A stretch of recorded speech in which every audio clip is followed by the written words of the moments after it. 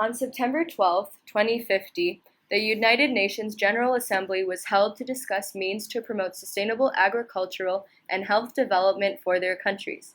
Representatives from France, United States, and Ethiopia were active participants and readily discussed issues faced by their respective countries. Yeah, I completely agree with that. Hi, Mr. Vigneswaran. Hi there. Now that we've all settled in, let's begin. What pressing issues are we going to discuss today? To begin, the United States of America is in dire circumstances because we are struggling to provide sufficient food for our people. An invasive species has been destroying our main crops, so they are no longer safe to be consumed by humans. If you are wondering, an invasive species is a non-native species that has a tendency to spread to a degree believed to cause damage to the environment. As a result, the United States is unable to produce enough food to sustain our population, and also as a result, our population is on the brink of starvation. So let's be clear. The invasive species has been damaging your food crops, which has affected your ability to provide food for your growing population. Yeah, sounds correct to me. I see. That's a considerable issue. That's not all. Ethiopia is currently experiencing a drought. There has been no rain to nurture our crops, and so they have not been growing at all. In addition to this, the current abiotic conditions in Spain are not able to sustain plant life. These abiotic conditions are non-living conditions, such as climate or habitat, that can affect the organisms of an ecosystem. For example, in Ethiopia's case, the soil pH is too low and the climate is too cold, so plant growth has been inhibited. As a result, there is insufficient food available to feed our population, and we are unable to replenish it because we cannot cultivate or grow our own food at all. Or how do you say it? Food security has been steadily declining. Food security is the correct term. It is the state of having reliable access to sufficient quantity of affordable and nutritious food. That proves to be a grave issue as well. Oh, one more thing, Mr. Vigneswaran. Before you continue, France has been suffering as well, but our problem is a little unrelated to the discussion. While the United States and Ethiopia have been having difficulty providing food for their people, France has been having difficulty providing health care. We lack vaccines and several medications that prevent and treat deadly diseases such as malaria and dengue fever. The issue always comes back to the jump in human population.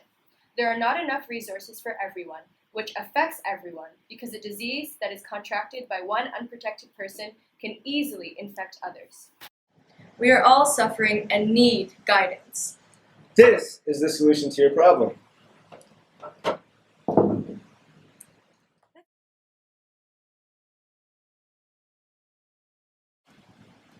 Can you explain your solution a little more? These wonderful vegetables are transgenic plants. Transgenic what? What? Stop giving me all these confused looks. Give me a second. I'll show you a video. You may be wondering, what are transgenic plants? How do these plants help solve our national crisis? What use is this to us? Transgenic plants are plants that have had their DNA genetically altered using genetic engineering techniques. These techniques will be further explained later on, but as an overview, genetic engineering techniques insert specific desired genes from one species into another. Transgenic plants can acquire many beneficial traits through genetic engineering, such as increased tolerance to pests and extreme temperatures, or resistance to abiotic factors, all of which increase their longevity. Due to their bioengineered genes that allow for the selection of desired traits, transgenic plants have become multi-purposeful in today's society. Their predominant purpose is to increase the yield and nutritional value of crops. This is accomplished by selecting for desired traits that provide resistance to abiotic and biotic stress factors, such as insects or soil pH. Alongside this purpose, transgenic plants play an important role in the production of recombinant medication.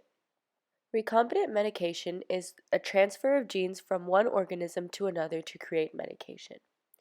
Through the transfer of genes, scientists are able to transfer medicinal qualities from drugs to plants, such that, when the plants are eaten, the consumer is medicated as if they had taken the drugs themselves. So, when would transgenic plants be used? Such applications of transgenic plants would prove to be useful in various scenarios, some of which include periods of famine or pandemics. For famine-related causes, plants can be bioengineered to resist abiotic conditions and increase crop yield. For pandemics, transgenic plants can be genetically engineered to produce transgenic medications for quick and easy use and access to debilitated patients. There are two main methods used to genetically modify plants. There's the biolistic or gene gun method and the tumor-inducing or TI plasmid method. Let's first discuss the biolistic or gene gun method. In this method, plant cells of a chosen target plant are struck with tiny particles of gold or platinum that are coated with DNA. This action occurs at an extremely rapid speed, allowing for DNA to efficiently penetrate the cell wall of the plant cell.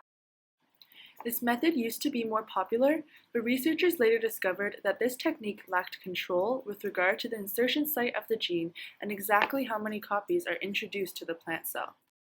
Another method of gene transfer is through the bacteria Agrobacterium tumefaciens. This pathogen transfers some DNA, called tDNA, from a plasmid called the TI plasmid. The tDNA is inputted into the plant genome, an organism's complete set of genes, and some genes within the tDNA result in the formation of a tumor. Luckily, researchers have found ways to alter the TI plasmid so that the genes inciting this growth are removed from it. If a gene of interest or desired gene is inserted into tDNA, it will also transfer into a plant cell. The recombinant TI plasmid is then transferred into a bacterial cell which lacks a plasmid. Then, recombinant Agrobacterium tumefaciens can attach itself to a plant cell and thereby begin the process of gene transfer into the cell's chromosome.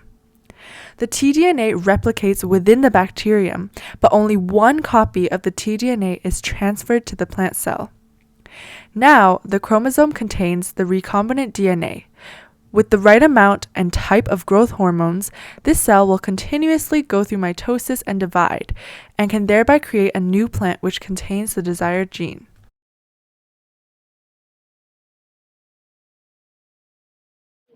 Transgenic plants can be genetically altered to secrete chemicals which act as a natural defense mechanism, so artificial herbicides are no longer necessary.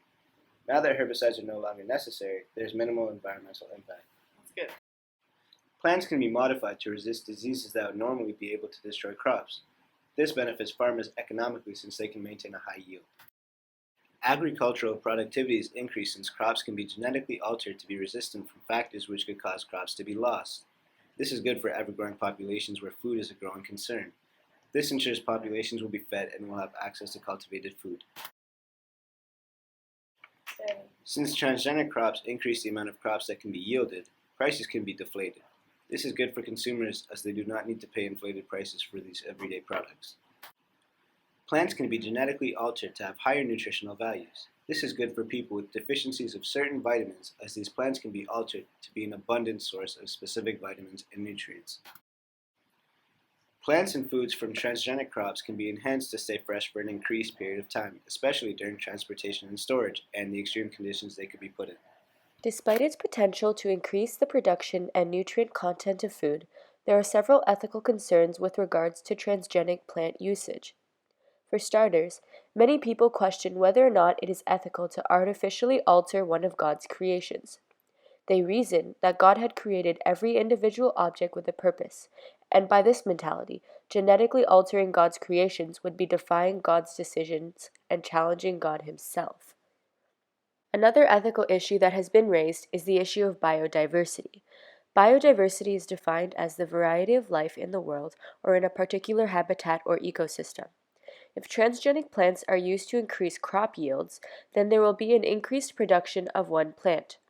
Though this may be great for consumers, the mass production of one crop has a negative effect on biodiversity because it limits the variety of plants coexisting in a given area.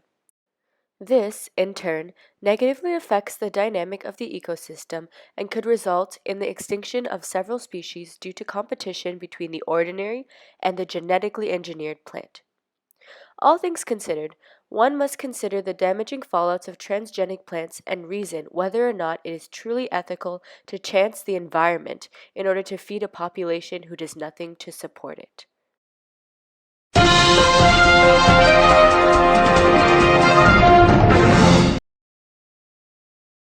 In recent news, a team of Indian, Chinese, and Canadian scientists have created transgenic rice plants that produces great harvests even when severely water deprived. The new transgenic rice has been created through transferring a gene from a common plant known as the Arabidopsis thaliana into an array of Samba Missouri, Indian rice. This gene controls growth and development. It increased the height of the rice, efficiency of photosynthesis, chlorophyll content, and water use efficiency. When put in water-depriving conditions, the non-transgenic rice plants perform worse than the modified transgenic rice. With that being said, transgenic plants can better plant development and increase biomass as well as yield potential under scarce water settings. Additionally, water can be saved and utilized conservatively in the cultivation of other plants that may need water. Since the beginning of tomato farming, tomatoes produced by tomato farmers had thin peel. This meant that the tomatoes would have lower shelf life and were easily damaged. Thus, there would be huge losses during transportation.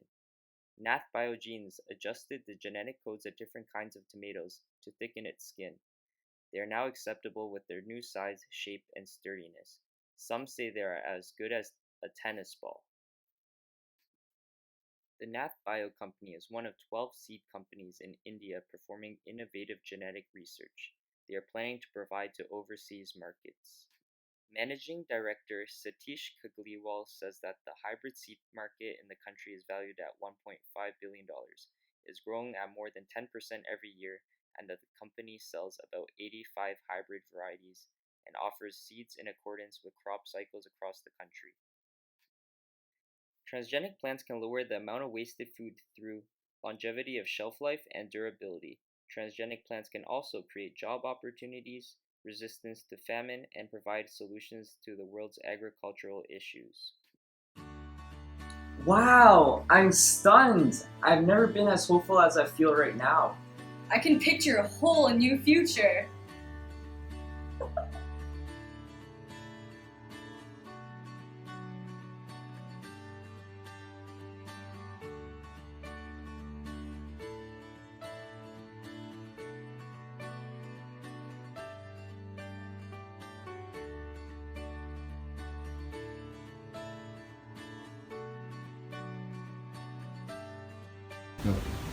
Wow! We love transgenic plants!